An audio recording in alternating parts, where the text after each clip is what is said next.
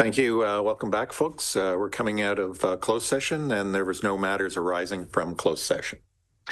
We're now going to move into our public meeting, and I'd like to call this public meeting to order. The Declaration of Pecuniary Interest under the Municipal Conflict of Interest Act. Seeing none. Purpose of the meeting. The purpose of this meeting is to present and receive public input regarding a proposed zoning bylaw amendment on the subject land known as 7010 Third Line in the former township of West Scariffraxa. The purpose of this proposed zoning bylaw amendment is to change the zoning from A, agriculture, to EP, environmental protection, to A, agriculture exception, and EP, environmental protection on the retained parcel. The effect of the proposed zoning bylaw amendment is to implement zoning regulations necessary to restrict residential uses. The zoning amendment is a condition of our approval of the County of Wellington Land Division Committee application B47-25. If a person or a public body would otherwise have the ability to appeal the decision of the Township of Centre Wellington to the Ontario Land Tribunal, OLT, but the person or public body does not make oral submissions at a public meeting or make written submissions to the Township of Centre Wellington before the bylaw is passed, the person or public body is not entitled to appeal the decision. If a person or public body does not make oral submissions at the public meeting or make written submissions to the Township of Centre Wellington before the bylaw is passed, the person or public body may not be added as a party to the hearing of the appeal before the OLT unless, in the opinion of the tribunal, there's a reasonable grounds to do so. If you wish to be notified of the adoption of the proposed zoning bylaw amendment, you must make a written request to the clerk, Township of Centre Wellington, 1 McDonald Square, Elora, Ontario, NOB 1SO. How were we notified of this? Thank you. So through the mayor, the notice was mailed to prescribed persons, agencies, and public bodies on or before April 28th, 2026. Also, a notice sign was posted on subject land on April 28th, 2026.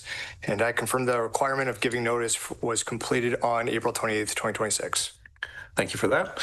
At this time, I'd like to introduce our planner, and I'd like to call on Deanna Maiden, a senior developer planner, to introduce the application. Welcome, Deanna. Thank you. Good evening, Mayor Waters and members of council. Through you, this report is an information report regarding the proposed rezoning at 7010 Third Line, West Scariffraxa. The subject property is designated as prime agricultural in the county official plan and also contains lands identified as greenlands and core greenlands. It's zoned agricultural and environmental protection. The property was previously the subject of a county severance application to sever the agricultural lands from an existing blacksmith and farrier services operation.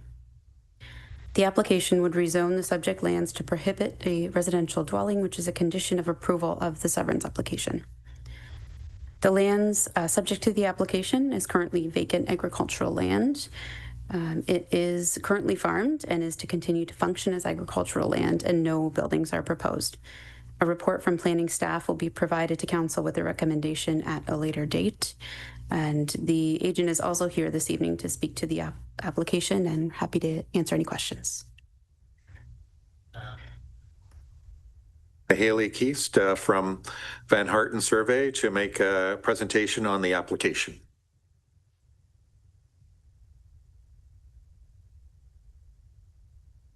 Oh, sorry. Welcome, Haley. Oh, thank you. Good evening, everyone. I mean, Deanna covered it pretty well. I was going to basically say what she said, but I would be happy to answer any questions if there are any. But yeah, overall, just rezoning the retained parcel to prohibit a residential dwelling, and the severed parcel is on just over 7 hectares of land where the buildings will remain and dwelling, and the zoning is met for that property. So, yes. Okay, so let's go through a few things, and then council may have questions for you. Delegations? None? Okay, anyone in the audience want to speak to this? No? I see none. Response from applicant. Anything from our staff as it relates to this? No. Okay. And then I'll look to council for any questions or comments. Oh, it's very exciting. Okay. Well, thank you for your presentation.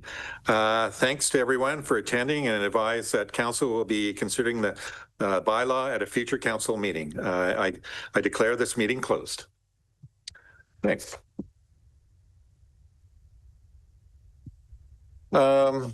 Now we'll move down to presentations and announcements. So you indicated earlier that 9.1, we're not doing that. And then followed by myself, 9.2, and I'll just speak to a few things as relates to, hold on one second.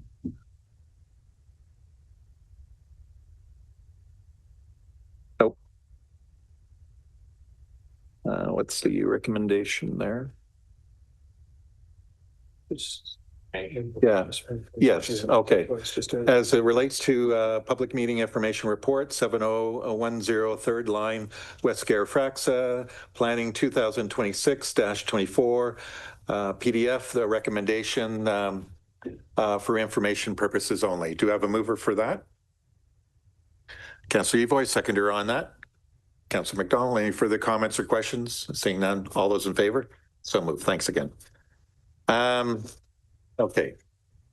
Now I'll move down to Mayor's report, just on a few things. As we know, we've already had last week was a very busy week on things, and I'd like to sort of bring back some of these things just because I think they're important for the community here on that. Obviously, we all participated on their road tour, and that was very exciting. We went to a lot of things, projects that are moving along, including Craig House. So there was an official opening of that. Again, I want to thank staff and all the folks involved with that, including the hospital board, the Black family. It was just an amazing day to go to that building and know it has a really high purpose in our community. And we've been obviously, and I want to thank council for supporting all the work and efforts we've done there, because it's an important a place for our community, and an ability for doctors through locums to stay in our community. Also want to speak to, again, thank everyone for participating in the Elora Fergus shuttle as well. As we know, the shuttle program has been initiated. Again, very exciting times, ability to take free transit between both Fergus and Elora. And so we know that there's been really, this I think the 5th year now, and lots of interest in it. And it's not just obviously the ability for tourists to take it, but locals have been using it greatly, so which is really important. And as we know, it's part of the beginnings of transit in our community. So I want to thank all the participants that way, including folks who are sponsoring it, as well as the county and their support of this as well. The other part of this is just want to mention from the county perspective, and I know councillors are aware of it because I had to tear out of our road tour was solid waste facility. We officially had the official ribbon cutting of that, and as you're aware now, it's been I think now a month or so anyways. So the facility has been open. Just very impressed at it, and we're getting lots of great response. And for those people who are still not aware, that facility is now truly open, and it's fantastic to have that facility to be able to sort of not only will it help preserve sort of the existing landfills north of here because of the recycling component of it. I think that's an amazing part of it. So we know that these facilities will help extend our landfill in Wellington County for another 4 years, which is just amazing. And then, and again, I know definitely councillors participated and I know they sort of battled a little bit of weather as well as trade tracks. Again, I want to just thank the folks for all the organization of that. Thanks all the kids for participating. It was amazing. I had the ability to go out there on Friday and just see everyone participating. It was just amazing. So all the organizers really appreciate that. So at this point in time, I'd like to throw it over to Council if you have any updates. Councillor McDonald. Through you, Mayor Waters. Yes, Safe Communities met last Wednesday at the Wellington County Museum. There's falls prevention is coming back in November of this year. Safe Kids Community Day. Arthur is going to be doing a day up there. There's going to be some information about seniors and safe driving coming forward. And I'd like to make a note that our chief inspector let us know there has been no fatalities in Wellington County with regards to car accidents and those things on our roads. So that's big. That's a big deal. I had questions about DUIs that I'm seeing, and we are basically the same as last year. So she clarified that. And Walter from Farm Safety came to speak with us. He was our speaker, and I had no idea that we had that many deaths with manure and the toxic gases that they produce. And so that was interesting to hear and a bit of a awakening. And I know Councillor Evoy sits on that committee, and yeah, it was really good. There's been a big uptake in our high schools.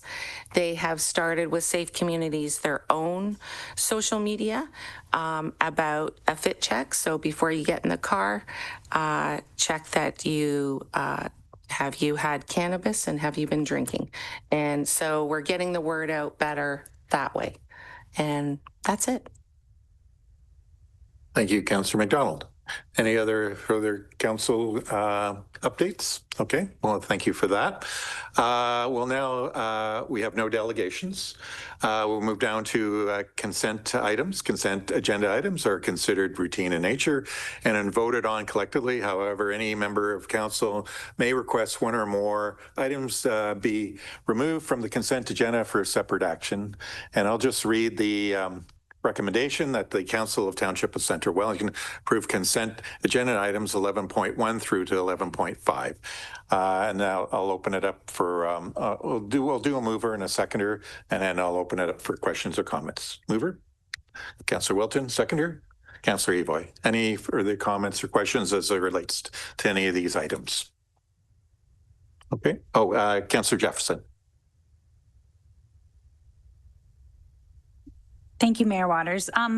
My question would be for Adam in regards with the operating results. Excuse me. Just kind of a generic question. Seeing some of the comments in there talking about increasing gas costs, and we know that they're up, and also increase inflation. Are you concerned, and should there be anything that we're looking at that we need to make changes for so that we prevent any negative outcomes at the year end? Thank you. Thank you for the question, Councillor Jefferson, and through you, Mayor Waters. No real concerns at this point. When we do budget, we budget on a 5-year average. So as we know, historically, we have seen some kind of peaks and valleys as pertains to fuel costs throughout. So at this point, being that we're just through Q1 in terms of results, I would suggest that it's just kind of a wait and see period right now. It'd be too early to start speculating.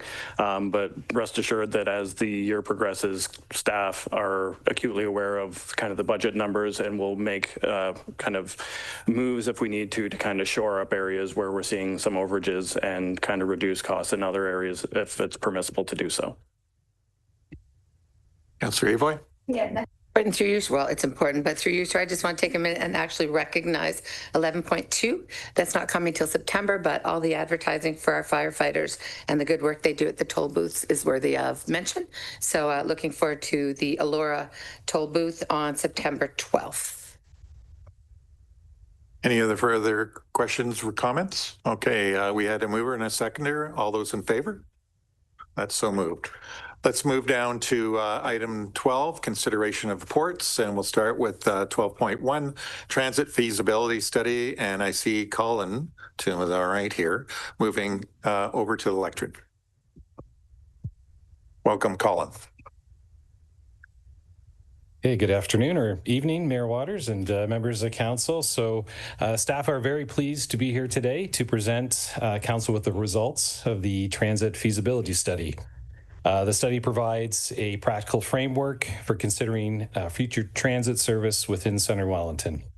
The study's findings and recommendations have been informed by extensive community consultation gathered through various means such as focus groups. We've had online surveys, public open houses, ensuring that the proposed direction reflects local needs, priorities, and travel demands. At this time, I'd like to introduce the project lead for the study, Dennis Carr from Dillon Consulting. With over 25 years experience in transit and transportation planning, Dennis has completed transit studies throughout Southern Ontario and across Canada. Dennis will provide council with an overview of the transit feasibility study, including the options considered, recommended transit service, and some implementation strategy considerations. So with that, I'll hand it over to Dennis. Welcome, Dennis. Hey.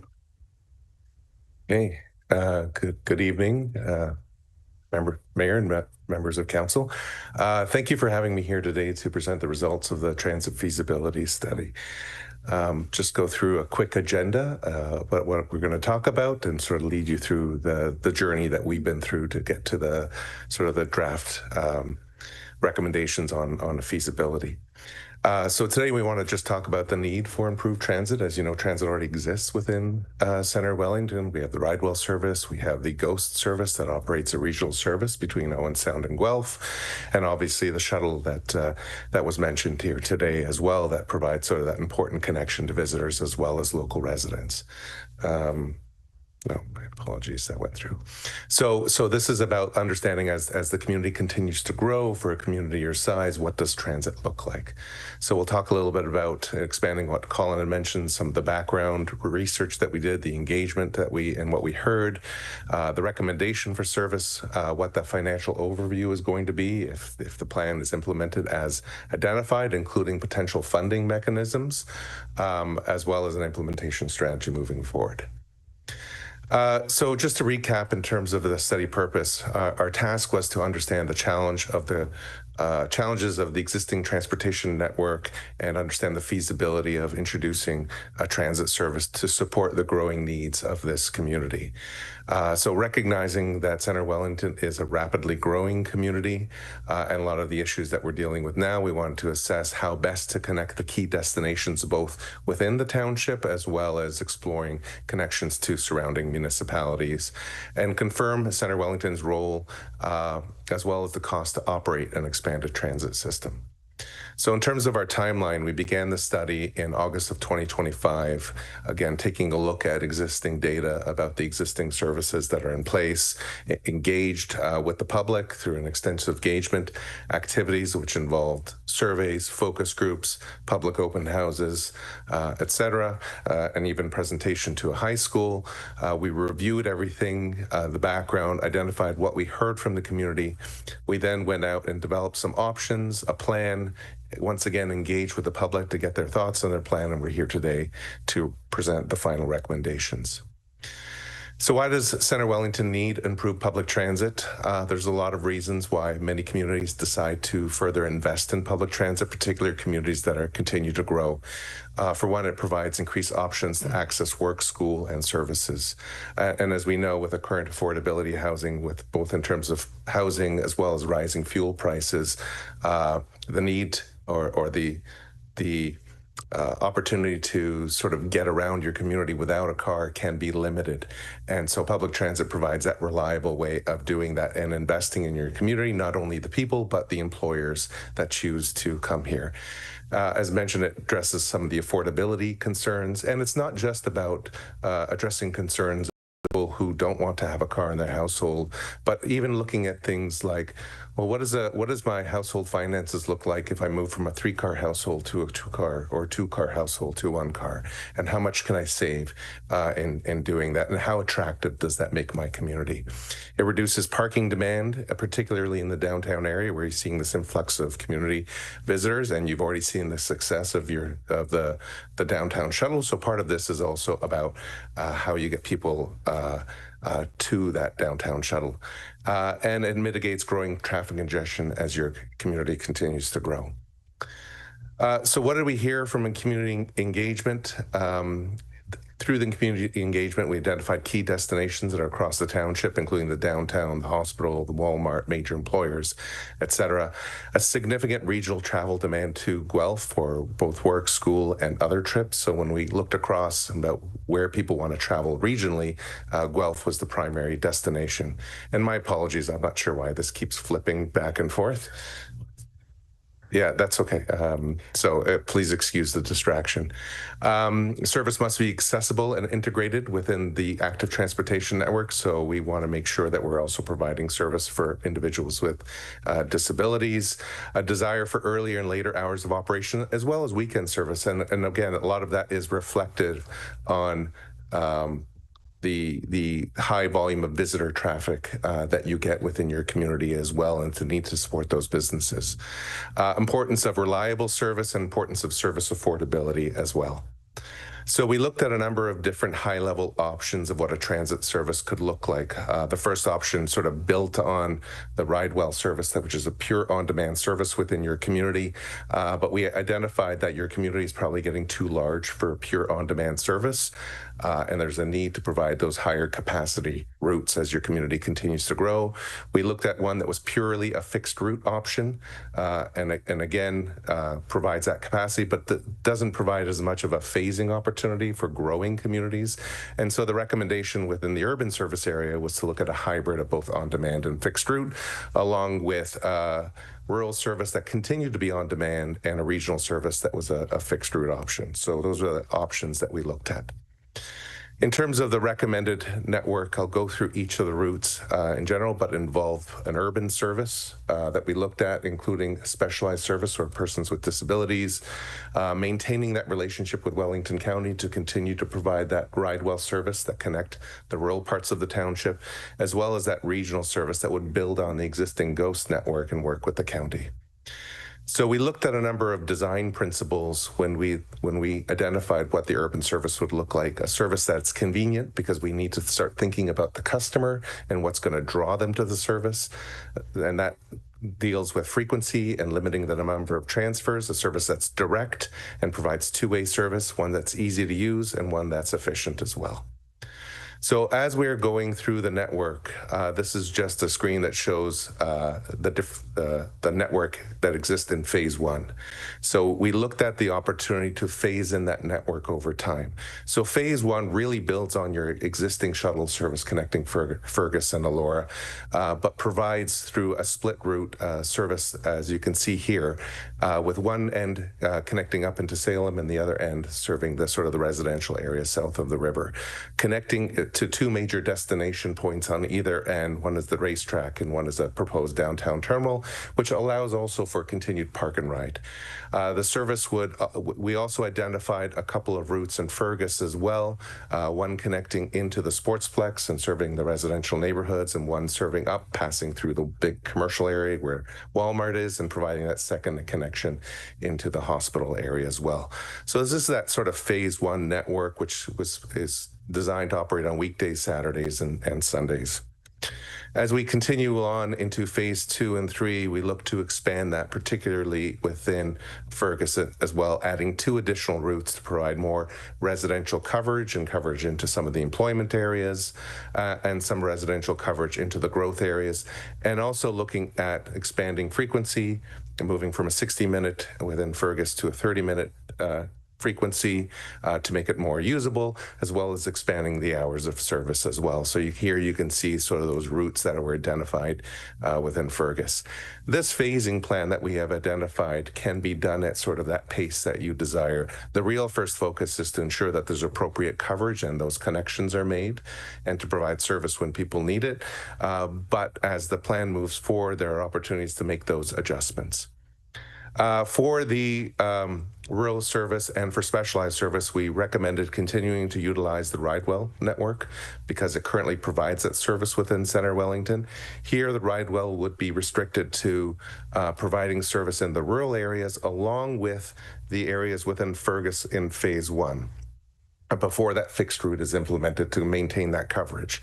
The recommendation is also to transition that vehicle from a sedan to an accessible vehicle to allow service to be provided for persons with disabilities. So this would be both within Fergus Elora as well as the rural areas of Centre Wellington if you need a door-to-door ride because the existing fixed route system doesn't work for you.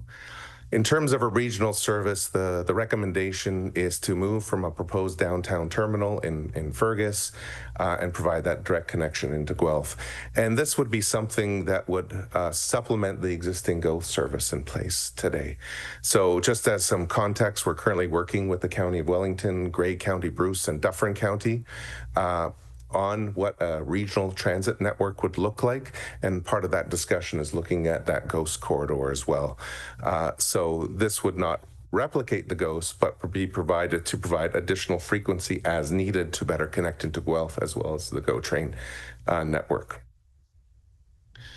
In terms of a recommended fare structure, we identified what that recommended fare structure should look like, proposing a $3.50 fare for adults, or a cash fare, or approximately a $94 monthly pass, looking to implement an affordable pass program for individuals that are below a certain income threshold. And that way, affordability is tied to income and not necessarily tied to age. And then, of course, having children ride for free that are under 12 because children typically ride with an adult. And so that one fare is getting captured. And then for the interregional fare, we also proposed a fare strategy of $5. I should note that this is something that's currently in discussion and may change as we're discussing this with the county and of Wellington, Grey, Bruce, and Dufferin. In terms of an operating summary, you'll see here what each of the years costs or each of the phases cost. So again, we phase this in to be implemented over a 5-year period. And again, this phasing is dependent on availability of funding, certain triggers being met, and things that can be done at council's discretion. But what you'll see here is a phased for the fixed route and on-demand service. With that on-demand service, this is really that portion of the service that is used to offset where fixed route doesn't arrive, as well as upgrading the existing Ridewell vehicle to a specialized service for persons with disabilities. So overall, you see the overall annual cost growing from about 1.8 million to about 3.7 million, with a cost recovery ranging anywhere between 13 and 19%. Now, please keep in mind, this doesn't include any other additional funding opportunities that can further offset this, things like provincial gas tax, OTIF funding, and capital funding that may be able to offset some of this, which I'll get into in a second. In terms of the regional service, again, split into sort of that 3-year period, presenting the cost of what that could look like. And what you see with that regional service is that sort of gradual increase in the number of trips as the community continues to grow and the demand continues to grow. So this is based on number of trips that are going between Fergus and Guelph. And again, an overall cost recovery ranging anywhere between 21 and 27%, or a net cost of $200,000 to $400,000 a year. And again, those are discussions that can be had with the county on terms of responsibility for that. So again, I mentioned there are a couple of other external funding sources that can be leveraged that can further offset those costs. The provincial gas tax is one of them, and any municipality that is operating transit service has the opportunity to apply for provincial gas tax funding, which can be used towards the operating or capital costs of a service. We have the Ontario Transit Investment Fund right now, which can be applied for the expansion of the new service. And there is an opportunity through discussions that we're having with Grey, Bruce, Dufferin, and Wellington to potentially include part of this funding as part of the existing OTIF application that was currently approved for those 4 counties. So that's something that we're exploring as part of a separate study to be determined. Federal funding as well. There's a Rural Transit Solutions Fund that provides 80% of funding towards capital purchases. So if approved, this could significantly offset if the township wants to purchase capital to fund the service. One of the things that could do is offset the overall operating cost. Instead of having an operator supply a vehicle, it reduces the overall hourly cost. And finally, through development charges as well, there's an opportunity to offset some of the growth expansion cost. In terms of a capital plan, we have identified a couple of different capital requirements should the township decide to move forward with some of these. A terminal design and potential construction. This is a very high level cost, which will be refined. The inclusion of bus stops and potentially shelters. Again, they can be phased in over time. Finally, in terms of governance and service delivery, the recommendation is to contract out the service instead of operating in-house. That's typically done for a municipality your size. And also to work with the County of Wellington as part of a partnership for what transit could look like. And that could be a shared service delivery model. So within a shared service delivery model, there's an agreement in place to have one operator. And there's some agreement in terms of things like fares, technology, who the operator is. But the township is essentially in control of how much funding it wants to put towards expansion, how quickly it wants to phase that in. So certain agreements are made together, but the township still has some local leverage or control over decision making. So we felt that to be the best model. Also, it provides that opportunity to leverage gas tax funding because combining gas tax with what the county is currently receiving with gas tax provides an opportunity to sort of maximize that moving forward, as well as the OTIF funding application. So that was the recommendation moving forward. In terms of implementation and next steps, should the township decide to move forward with this, there are a couple of next steps that would have to take place. First, there's a pre-launch step. So if the township approves that budget approval to move forward with this, initiate a shared service agreement with the county, continuing ongoing discussions with the county regarding staffing, other responsibilities, and potential to join the existing OTIF application or decide to apply on your own. Work with the county to develop other passenger features to make the transit more usable, including trip planning, fare technology, branding, marketing, etc. You would go to procurement for a service operator and then launch the service. And then once the service is in place, ongoing activities include marketing the service, communicating, monitoring key performance indicators, and doing sort of that service review as the service matures and seeing have we got this right? How do we continue to evolve, particularly as the township continues to grow? So with that, I want to thank you for your time here, and I'll open it up to any questions that you may have. Thank you, Dennis. Council, comments, questions? Councillor Evoy. I'm so excited. This is great. I'm very excited to see this. I have a couple of comments I'll squish into the question.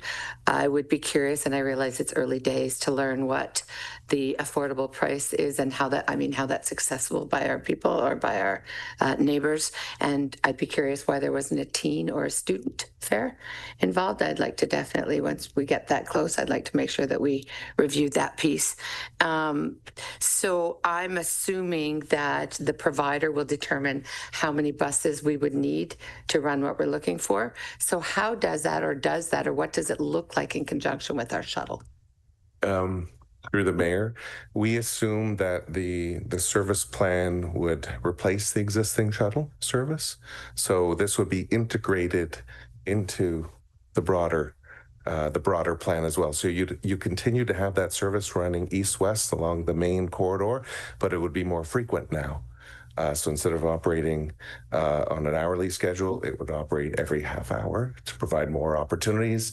It would still provide those connections to access Park and Ride.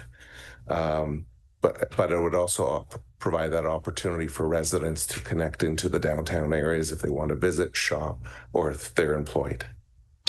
Through the mayor, except that now there's a fee. So I definitely want to make sure that we look at that a little bit closer, because I think that's a great win for our community to have that shuttle available.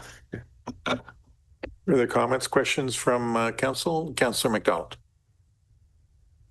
Through you, Mayor Waters, I want to thank you. I really enjoyed my interview in this process, and I really liked being able to have that voice. Orangeville has a bus system that does the main artery back and forth every day, I believe, and they had some funding. It is free to the residents. So just jumping on what Councillor Evoy is saying, you know, with costs, right now the shuttle's free here. And so I would like to see something like that too put in this development as well. But other than that, it was a great process, and thank you. Through the mayor, certainly there's an option to have free transit. There's several things that can be looked at. It could be, you know, focused on sort of peak tourism activities, or like free on weekends or something like that, or during peak season to attract. One of the challenges with free is sometimes you lose that important revenue source that allows you to expand your service.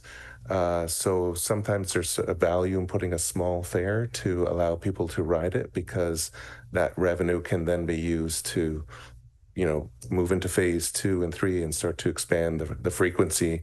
And at the end of the day, I think that's what a lot of people are looking for, is to make sure that the service is convenient. Just for follow-up, would we own the buses? Would we own the transportation as a municipality? Because you said in broader conversations with the counties, Bruce, Wellington County, and Dufferin, is that something we could collaborate on, the ownership piece? Through the mayor, certainly there's options to own or retain a contractor to provide vehicles. Depending on your speed of implementation, if you want to get going fairly soon, then likely you want to move forward with the contractor providing vehicles. And as you get more comfortable with the service and you think it might be a permanent, then there may be an opportunity through some funding, which again, you can get some pretty good funding if approved, to own your own vehicles and lease it to the contractor to operate and maintain. That will reduce your operating cost as well. So that can either be done through the township or through the county, depending on what that shared service agreement looks like and how it's structured. Councillor Craddock. Thank you, and through you, with the external funding options or opportunities, have we looked at our level of competitiveness for those and what could realistically be offset in terms of like startup and operating through those funds? Through the mayor, the one that you have the highest chance of accessing would be the Ontario gas tax program. So that is provided once you move beyond a pilot phase and you decide that, you know, we want to make transit something in our community, then you have the opportunity to access that.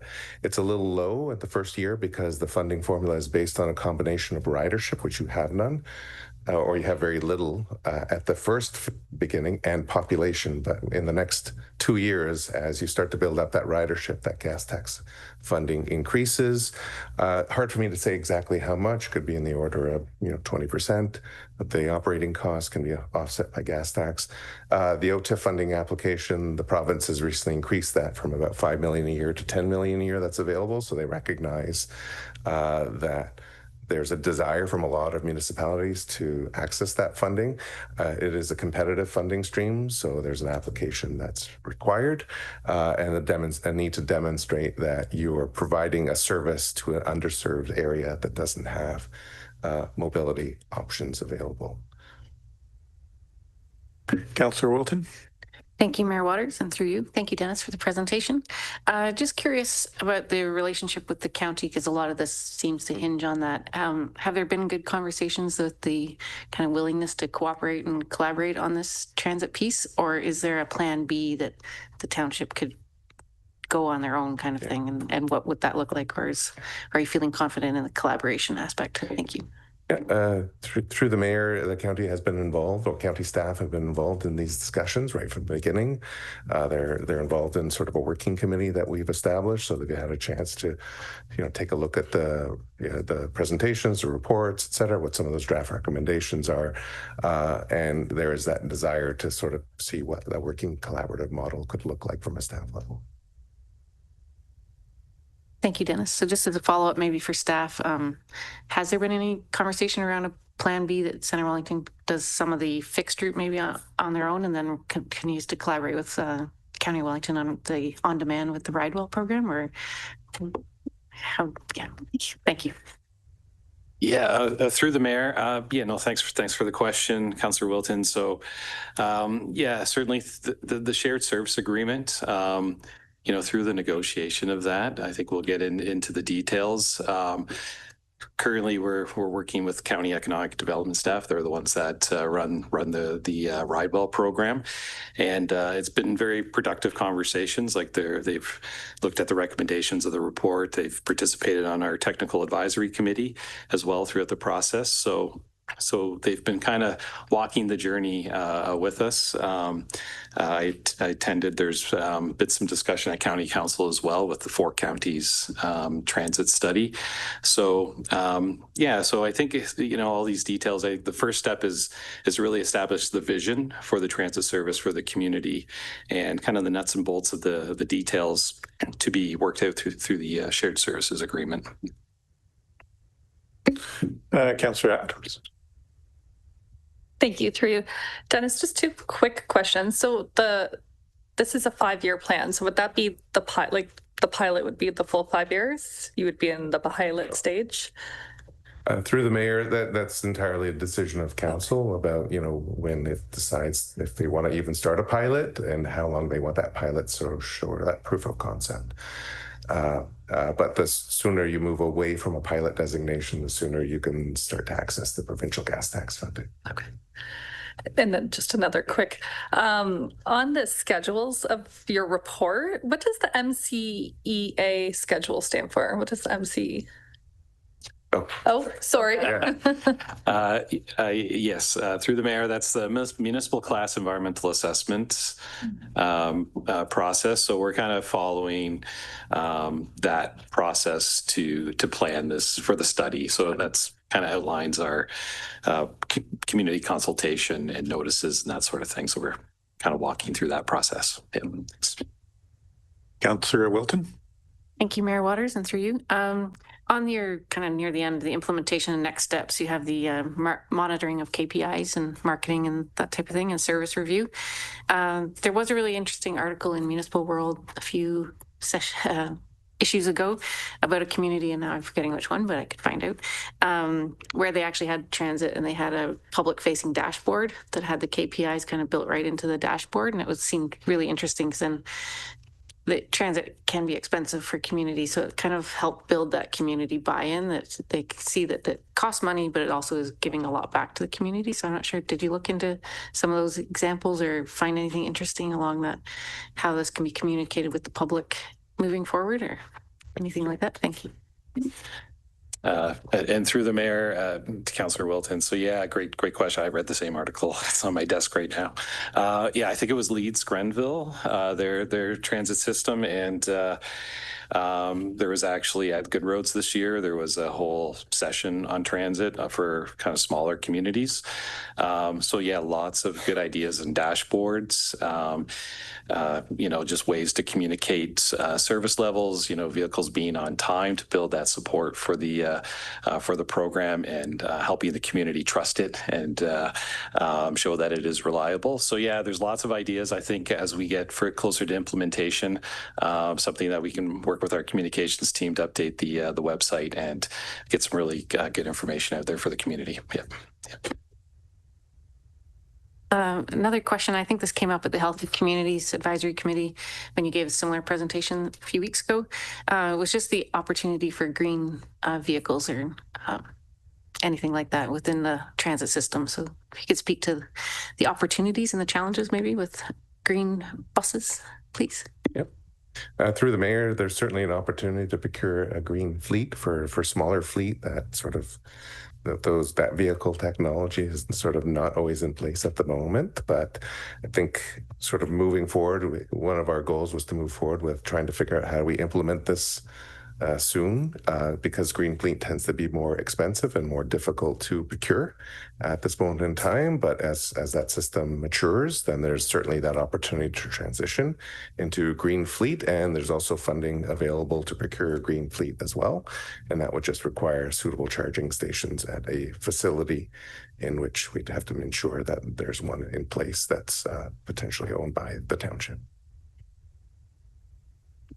Any further comments or questions? Councillor Evo. Yeah, just very briefly, thank you through you, sir. Hearing my colleagues speak about green, it also reminds me that I would want to make sure that our buses were completely accessible from an EDI lens. Yeah. Through the mayor, yeah, it's a requirement through AODA that we operate accessible vehicles. So certainly that was incorporated as part of the plan to have fully sort of lift-equipped vehicles that are accessible. Any further comments or questions from council? Thank you, Dennis, for your presentation. I agree this is a very exciting time in our community, and bringing more people to the party is really important because these types of facilities and uses are not inexpensive. And so we can have, if we have more participation, both here obviously at the local level and county level, there's a real vested interest in all of us to have this be successful, because it not only services needs in our community, but also serves as needs in other parts of Wellington County. So it's something that I think we definitely need to work together to be successful. And also I always call it our partners at the province as well. We need to be able to work with them to prove that this is of value to our community. And also you mentioned, we talked about costing as well, and we're at early stages at that, but it's really important that people see that there is value in these things. It's not just a question of jumping on and not expecting to pay anything. But if we understand that these have value and we're all participating in the value of these things, then people will look at it in a sort of a bigger or more a good light that way. Anyways.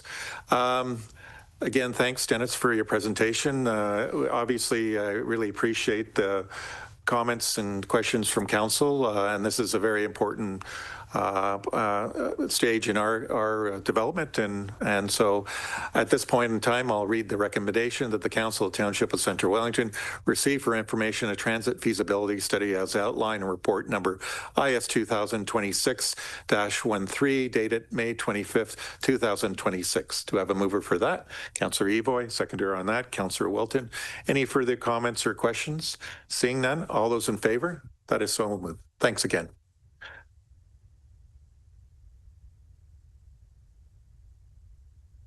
Okay, now we're going to move down to 12.2, heritage designation, 27 and 32 Broken Front Path, Elora, and we have Mariana to speak to this. Thank you. Good evening, Mayor Waters, members of council. The report before you provides background information regarding designation of the properties at 27 and 32 Broken Front Path in Elora under Part 4 of the Ontario Heritage Act. By way of some background, on January 26th this year, 2026, Council approved a recommendation to issue a notice of intent to designate the properties after receiving a notice of intent to demolish from the owner in December of 2025. The designation recommendation was supported by Heritage Centre Wellington, supported in the reports provided by the owner's heritage consultants, and through the additional research, which confirmed that the properties meet the prescribed criteria and are therefore worthy of designation. In addition, the owner had entered into minutes of settlement with the township, agreeing to retain the dwellings in situ through approval of the plan of subdivision that went through the local planning appeal tribunal in 2019. Staff issued the notice of intent to designate on February 3rd, 2026, as required by the Heritage Act, providing a 30-day objection period, which ended on March 5th. No objections were received in that time.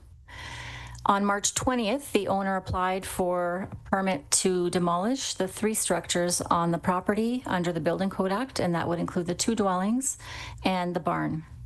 The permits were not issued by the chief building official due to the Ontario Heritage Act limitations that once a notice of intent to designate has been issued under Section 30, effectively the properties are treated as if they are designated and the chief building official is precluded from issuing the permits. The decision not to issue the permits has been appealed to the Ontario Superior Court and is currently in the process of litigation, just for council's information. It should be noted that the owner's legal counsel has provided a letter of objection to the heritage designation, though outside the 30-day objection period, citing concerns with process, notice, and condition of the buildings. The letter is attached to the staff report. Designation rests in the hands of municipal councils under the Ontario Heritage Act. In staff's opinion, council is presented with 2 options at this time, given the objection raised by the owner. Council could either, as option 1, confirm the notice of intent to designate and enact the necessary designation bylaw, which is attached to the report. This must occur within 120 days of the date that the notice of intent to designate was issued, which was February 3rd. So effectively, as of June 3rd, a decision must be made on the bylaw, and that would trigger another 30-day appeal period to the bylaw itself. The other option is that council withdraw the notice of intent to designate and directs the issuance of a notice of withdrawal. Council should be aware that if an appeal is received, the matter would be forwarded to the Ontario Land Tribunal and a legal process would ensue.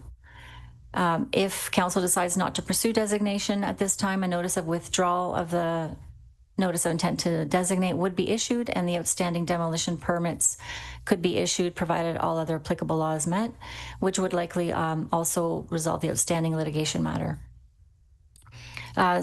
Staff has not received any information that disputes the heritage value of the property, has not received any peer review, and has not received a structural assessment regarding the condition and integrity of the structures. So failing that, there are the 2 options presented to council. It's staff's opinion that the matter proceed in terms of the process of designation. But staff is here to answer any questions and provides that the recommendation.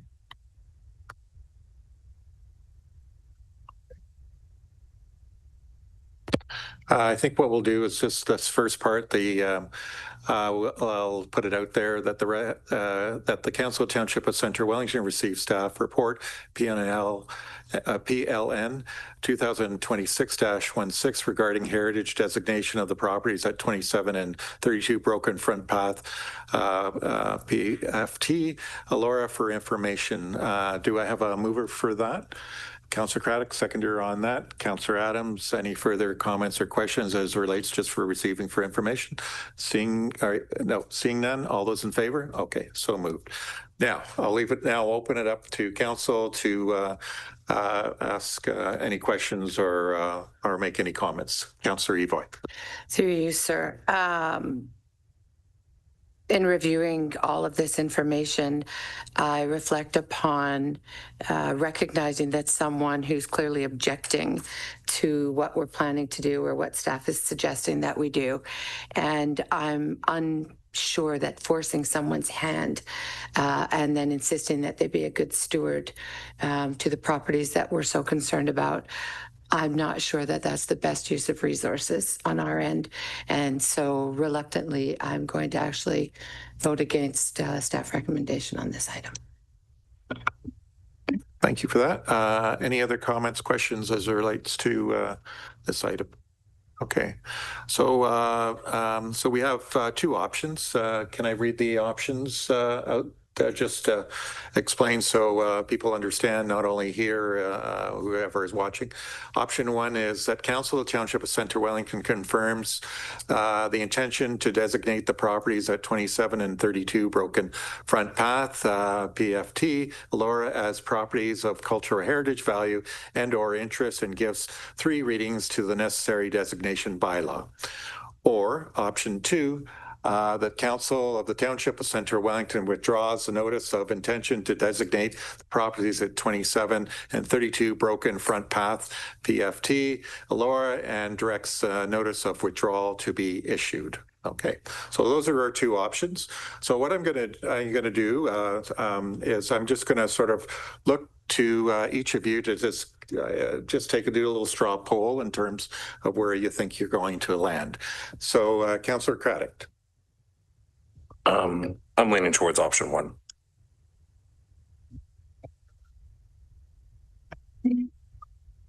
Yes, I'm also leaning towards option one. Be just moving forward with our direction that we started in January. Thank you, Mayor Waters. I'm leaning towards option one, and because I was looking for more information for our planning department on, what was going on in the barns and that. So without all the information, I will be choosing option one. Thank you, Mayor Waters. I'm looking at option one, just as a representative of the community where this property lies. Thank you. I'm going to have to go with option two.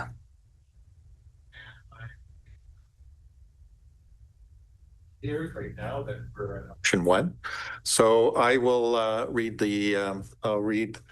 this to council, that the Council of Township of Centre Wellington confirms the intention to designate the properties at 27 and 32 Broken Front Path, PFT, Elora, as properties of cultural heritage value and or interest, and gives 3 readings to the necessary designation bylaw. Do I have a mover for that?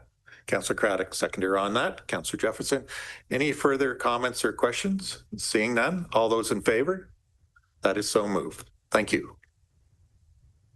Maybe we could, sorry, was there any, maybe someone could bring in.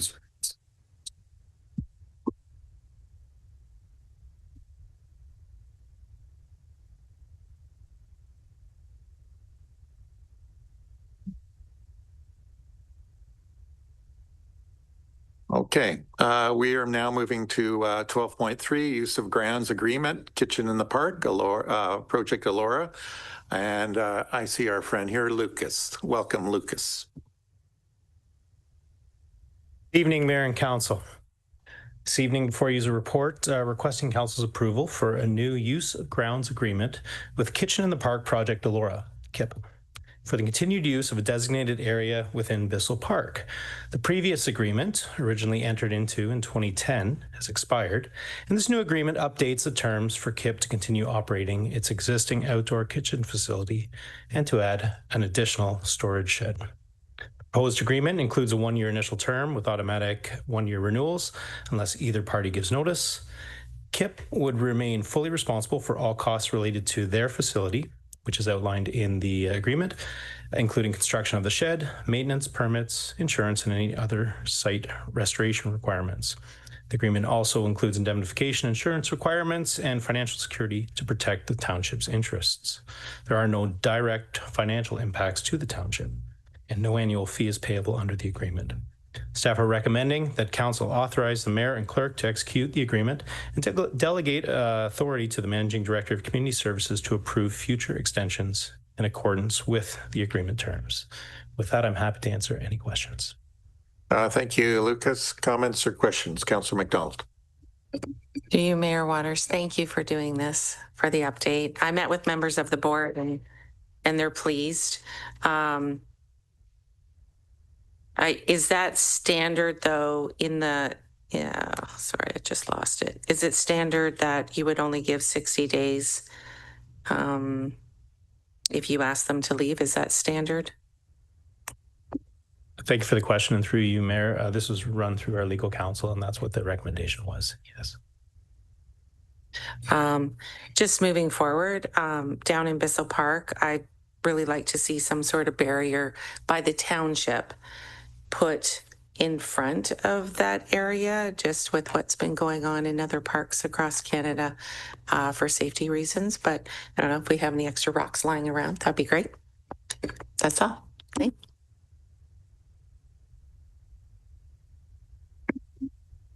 Yeah, through the mayor. No, thank you for the suggestion. I think that's something we can look into, like a hostile vehicle, I think is kind of what you're referring to. And yeah, certainly that is front of mind as we're kind of planning public events and public spaces. So we'll take that back as a team and review that. Thank you. Any further comments or questions from council? Thank you very much for your presentation, Lucas. I'll read the recommendation that the Council of Township of Centre Wellington authorize the mayor and clerk to execute a use of grounds agreement between Kitchen in the Park Project Elora and the Corporation of Township of Centre Wellington for the use of a designated area within Bissell Park, and that the Council of Township of Centre Wellington delegate authority to the Managing Director of Community Services to approve the extension of the future agreements in accordance with the terms and conditions of the agreement. Do I have a mover for that? Councillor Evoy, seconder on that. Councillor McDonald. Any further comments or questions? Seeing none, all those in favor?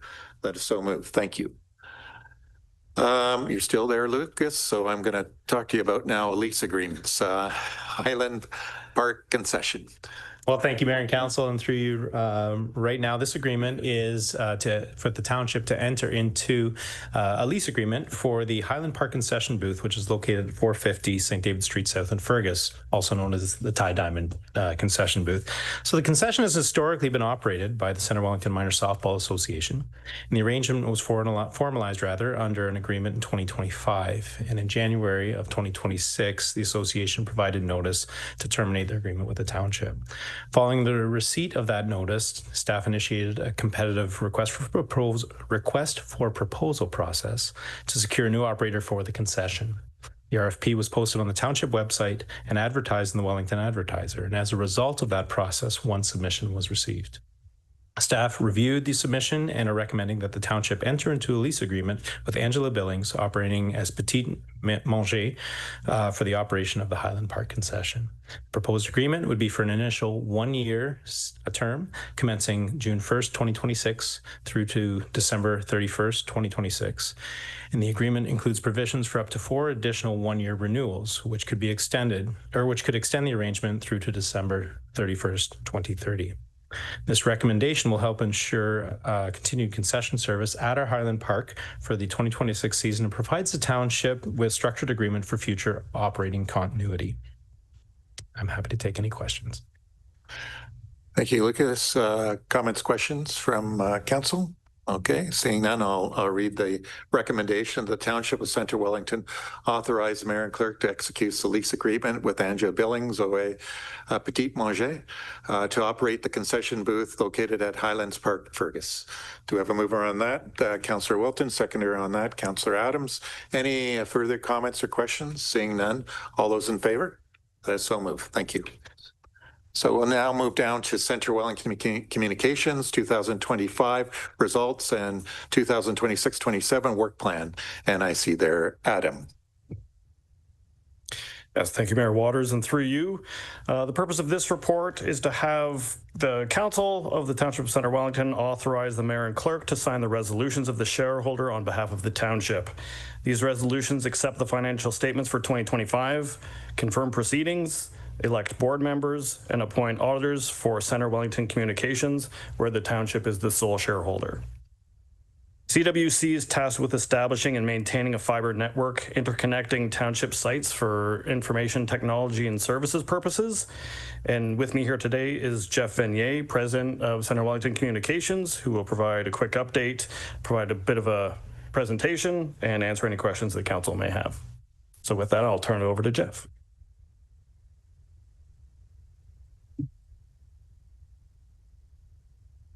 Welcome, Jeff. Thank you. IT guy. I don't know about this. Okay. So, Mayor Waters, council members, today I'm just talking about a quick update for Centre Wellington Communications.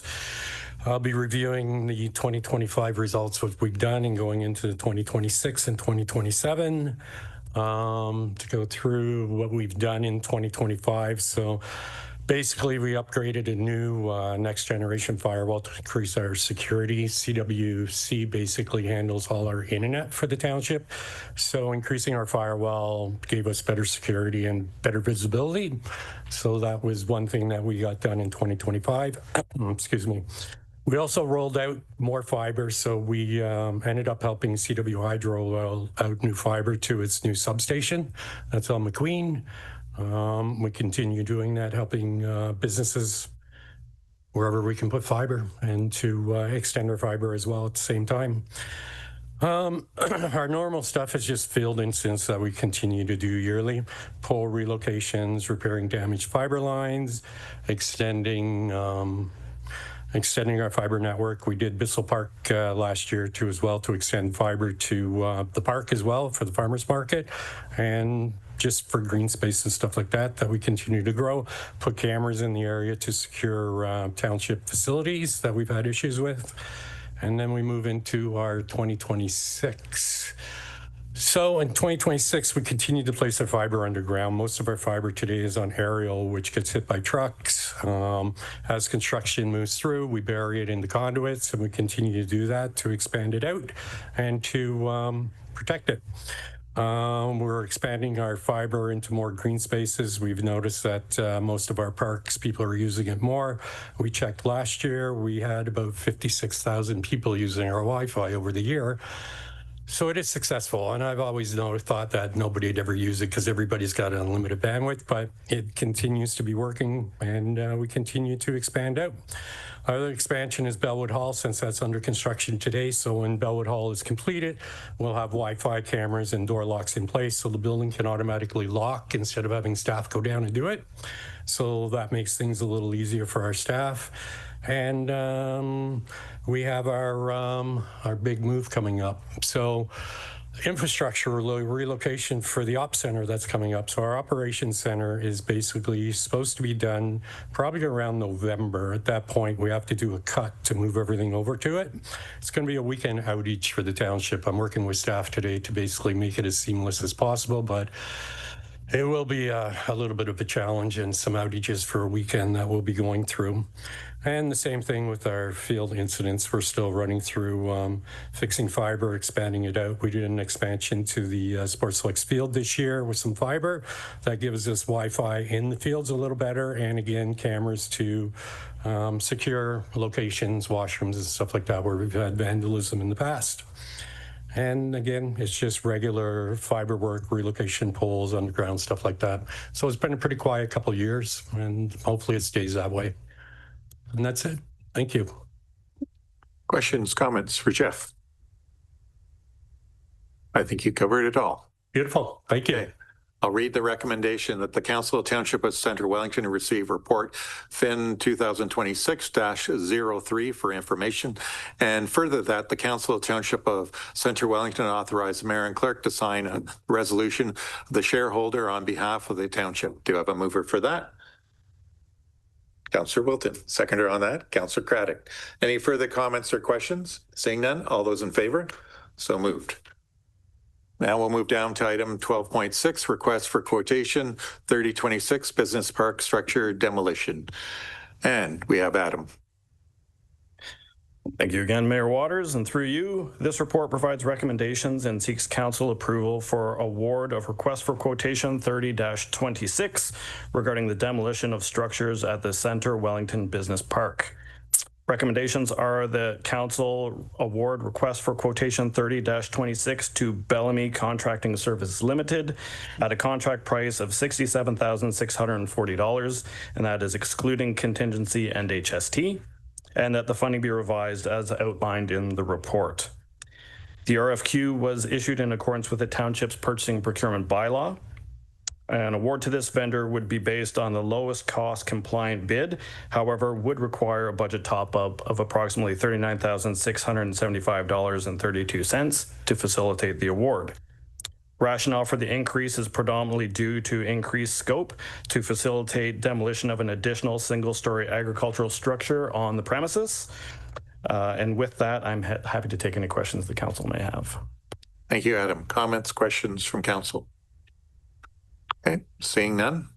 Recommendation of the Council of Township of Centre Wellington award request for quotation 3026 regarding demolition of a structure at the Centre Wellington Business Park to Bellamy Contracting Services Limited at a contract price of $67,640, excluding contingency and HST, and that the funding be revised as outlined in report FIN 2026-09 dated 25th May 2026. Do you have a mover for that? Councillor Adams, seconder on that. Councillor McDonald, any further comments or questions? Seeing none, all those in favor? That is so moved. Thank you. While you're still there, let's talk about declaration of surplus property. Thank you again, Mayor Waters. And through you again, the report before council seeks to declare certain parcels of land surplus to the township's requirements and to delegate authority to the CAO to sign agreements of purchase and sale and other documents related to land sales. Staff have completed a comprehensive review of surplus properties owned by the township to assess potential alignment with future needs and have identified the properties detailed in the report as having no strategic value due to factors such as limited size, incompatible zoning, restrictive adjacent land uses, or other inherent constraints. Staff have recently completed an RFP process to identify a realtor of record and will begin engaging their services to determine fair market value of the identified parcels, which will be used to list each parcel for sale. The net proceeds of the sale of these parcels are recommended to fund future township housing initiatives and the non-growth portion of the operations center construction. The draft bylaw, legal descriptions, and satellite images of the proposed properties are attached to the report. And with that, I'm happy to take any questions the council may have. Thank you, Adam. Comments, questions from council? Councillor Wilton. Thank you, Mayor Waters, and through you, I have more of a comment, so thank you for the report. And I just wanted to comment that on 205 Queen, that council has had discussions to, that if possible, if there's preference for some medical type of use at that building. And also a really important piece, I think, is the, to note on the map, is that the piece behind directly on the river is township was publicly owned. So that will not be sold to privatize the riverfront in that part of Fergus. I just thought those were worth noting because it's kind of an important building in that part of Fergus. So thank you. I appreciate your comments. Thank you. Any further comments or questions from council? Okay, seeing none, I'll read the recommendation that the Council of Township of Centre Wellington declare surplus to the township requirements various parcels of land as outlined in report CAO 2026-13, and that council will delegate authority to the Chief Administrative Officer to sign agreements of purchase and sale of other required documents related to the land sales as outlined in report CAO 2026-13. Do I have a mover for that? Councillor Wilton, seconder on that. Councillor Craddock. Any further comments or questions? Seeing none, all those in favor? That is so moved. And next, 2026 tax rates. Thank you again, Mayor Waters. And through you, the purpose of this report is to have council adopt a bylaw to set the 2026 tax rates for the township.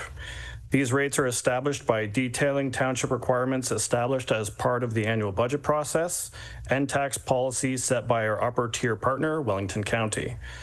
This is the culmination of these efforts and is brought forward to formally establish the tax rates for final billing in 2026 and to set the final tax billing dates for all classes within the township, which are June 26th and September 28th. And with that, I'm happy to take any questions the council may have. Thank you, Adam. Comments, questions from council? Okay. Recommendation that the Council of Township of Centre Wellington adopt a bylaw to set the township tax rates for 2026. Do I have a mover for that? Councillor Adams, seconder on that. Councillor Evoy. Any further comments or questions? Seeing none, all those in favor? That is so moved. And then finish off with the greatest hits, 2026 fees and charges bylaw amendment. Thank you again, Mayor Waters. And through you, the report before you details various amendments to the township's fees and charges bylaw, which are necessitated by changes to or expansion of township services.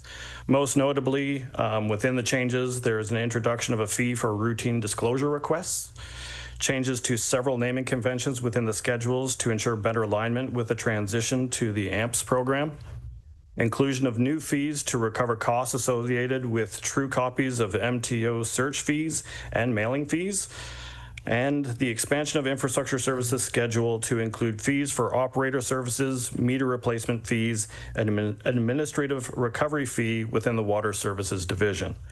And with that, I'm happy to take any questions the council may have. Council, comments, questions? Again, thank you for that, Adam. Recommendation that the Council of Township of Central Wellington pass an amendment to the 2026 fees and charges bylaw to enact specific changes as outlined in report FIN 2026-07. Do I have a mover for that? Councillor Wilton, seconder on that. Councillor Craddock, any further comments or questions? Seeing none, all those in favor? That is so moved. Do we have any, the bylaws don't, everything's cool there. It's cool. Okay, so we'll start here. 2026-35, a bylaw to set a tax rate for 2026. Next, 2026-36, a bylaw to designate the lands at 6275 Wellington Road 26 to be of cultural heritage value and or interest. Next, 2026-37, a bylaw to designate the lands at 27 and 32 Broken Front Path, PFT, to be of cultural heritage value or interest. Next, 2026-38, a bylaw to authorize a fundraising activity in the form of soliciting by a toll booth on Metcalfe Street Bridge in Elora. Next, 2026-39, a bylaw to amend the 2026 fees and charges by law. Next, 2026-40, a bylaw to adopt the inclusive community policy. Next, 2026-41, a bylaw to declare surplus properties located within the Township of Centre Wellington. Recommendation that bylaws 2026-35 through 2026-41 be read a first, second, and third time and passed, signed by the mayor and clerk, and corporate seal affixed. Do I have a mover for that? Councillor Jefferson, seconder to that. Councillor McDonald. Oh, I saw it. Okay. Any further comments or questions? Seeing none. All those in favor? So moved. Okay. Notice of motions. Motions where notice have been given. Confirmatory bylaw, a bylaw to confirm the actions of council. Recommendation that bylaws 2026-42 to confirm the proceedings of council at its meeting held May 25th, 2026 be introduced a first, second, and third time and passed in open council. Do I have a mover on that? Councillor Craddock, seconder on that. Councillor Adams, any further comments or questions? Seeing none, all those in favor? Okay.